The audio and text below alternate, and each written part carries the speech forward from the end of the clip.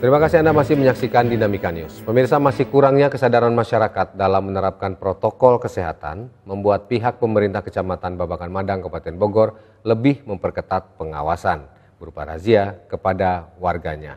Simak informasinya berikut ini.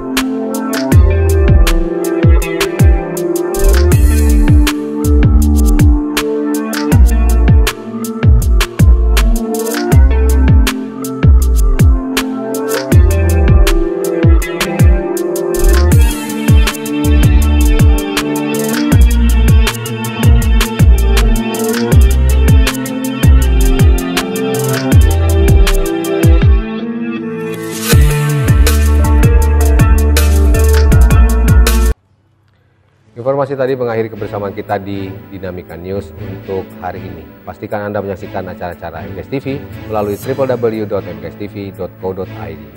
Mewakili segenap kerabat kerja bertugas, saya Rudi Ilham pamit, tetap semangat. Sampai jumpa.